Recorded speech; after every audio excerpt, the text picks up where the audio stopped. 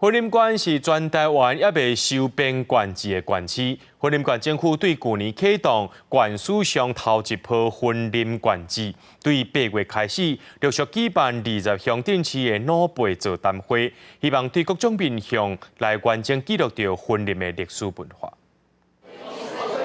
憑着舊資料，地方耆老分享過往的生活經驗和故事，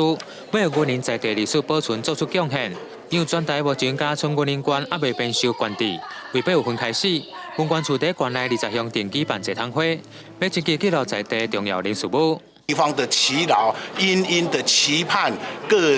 各乡鎮能夠趕快展開地方志的撰修，把耆老的這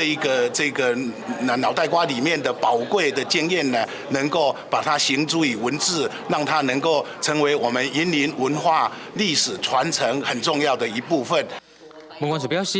雲林縣治為2020年啟動編纂，為了編修縣治，由44位國內專家學者和地方文史學者組成的編纂團，總配額大約710萬字。希望各類資料收集完整，以到2026年完成。雲林呢是有自己的歷史，有自己整個20個鄉鎮的一個來龍去脈，但是從以前到現在，沒有一套完整的論述，就是縣志的編撰，因為它耗費相當長的時間，不只是預算而已，這個是需要相當多專業的編撰的人士。文管處嘛講，除了縣治，為了各鄉鎮市的文史記錄更加完整，當部鼓勵鄉鎮市公所來編纂鄉鎮市志，目前20鄉鎮加7鄉鎮完成地方志書。文管處將補助公所編纂的經費，希望達到每一個鄉鎮攞地方志書，和雲林歷史文化全面完整性的保存記錄。記者吳文報道。